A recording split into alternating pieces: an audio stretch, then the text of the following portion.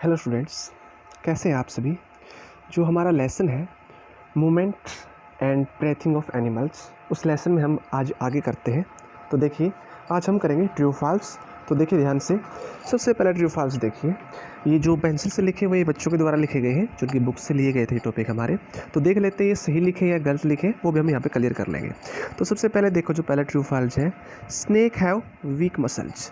जो सांप होता है उसके पास कमज़ोर मांसपेशियाँ होती हैं। हमें इस बात का पता, स्नेक्स के पास लेग्स नहीं होती, टांगें नहीं होती, तो फिर भी वो चल सकता है। तो सिंपल सी बात है, अगर वीक मसल्स होगी वो नहीं चल पाएगा। तो इसलिए हमारा यहाँ पे क्लियर क्या पॉइंट होता है, जो स्नेक्स होते हैं उनके पास स्ट्रॉन्ग मसल्स होती हैं। तो इसलिए इसका हमारा क्या आएगा, फॉल्स, यानी कि बिल्कुल सही लिख रखा है। उसके बाद देखो, the aquatic animals take in oxygen from air. जो जलीय जंतु होते हैं, एक्वेटिक होता है जलीय, जो जलीय जंतु होते हैं वो हवा से ऑक्सीजन को लेते हैं। तो इसको हमने ट्रू या फॉल्स में बताना है। जो पानी के अंदर रहते हो तो वाटर से ही लेंगे, जो वाटर के साथ ऑक्सीजन मिली होती है सिर्फ उसी को लेते हैं। तो इसका भी हमारा क्या आएगा, फॉल्स, क्योंकि वो सिर्फ वाटर के साथ जो ऑक्सीजन डिजोल्व होगी उसी का यूज करेंगे। उसके बाद देखो, insects have small holes on their bodies called trachea.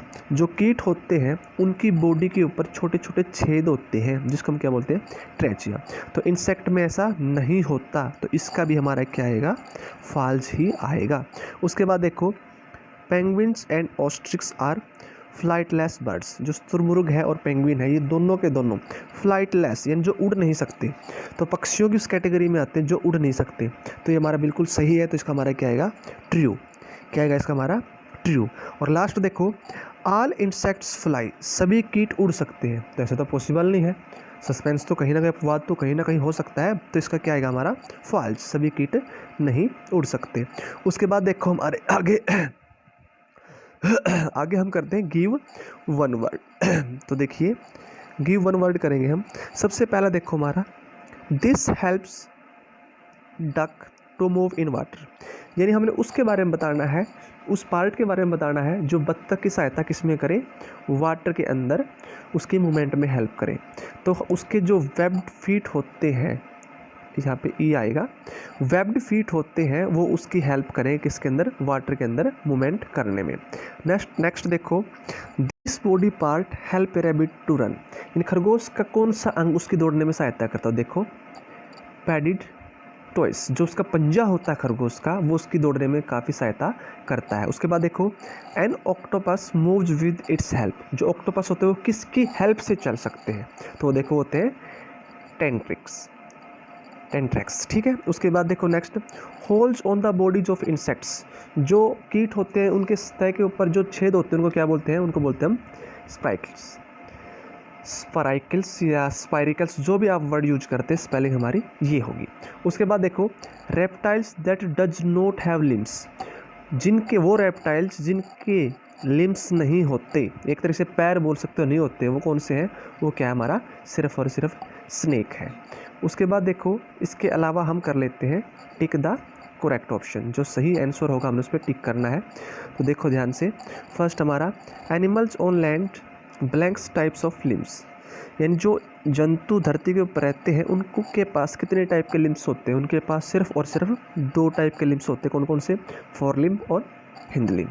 Second देखो, the front limb of land animal are called. जो आगे वाला हिस्सा होता है फ्रंट लिम्ब, उसको हम क्या बोलते हैं, फ्रंट लिम्ब को बोलते हैं हम फोर लिम्ब, और बैक वाले को बोलेंगे हम हिंद लिम्ब। उसके बाद देखो नेक्स्ट जो हमारा क्वेश्चन है वो है, the blanks help a fish in changing direction in water.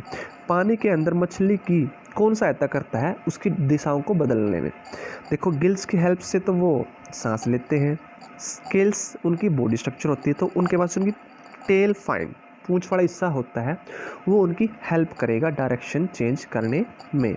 उसके बाद देखो आगे, the bones of a bird are blanks and hollow. जो पक्षी होते हैं उनकी हड्डियाँ ब्लैंक्स यानी खालिस्तान एंड होलो और खोखली होती हैं।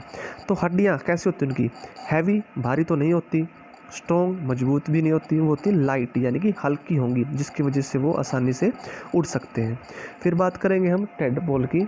टेडपोल के बारे में देखो, ए टेडपोल ब्रीथ्स थ्रू इट्स। जो टेडपोल वो किससे सांस लेता है, ना तो वो लंग्स के थ्रू सांस ले सकता है और ना ही स्किन के थ्रू। वो लेगा सांस अपने गिल्स के थ्रू, यानी जो टेडपोल्स मेंढक मेच्योर फ्रॉग बनने से पहले जो स्टेज होती है उसकी, उसको हम टेडपोल बोलते हैं, वो सिर्फ गिल्स के थ्रू ही सांस ले सकता है। तो इसी के साथ हमारा लेसन कंप्लीट होता है। फिर भी आपका कोई डाउट रहता है किसी क्वेश्चन में तो आप पूछ सकते हैं। आशा करते वीडियो आपको अच्छी लगी होगी। Thank you.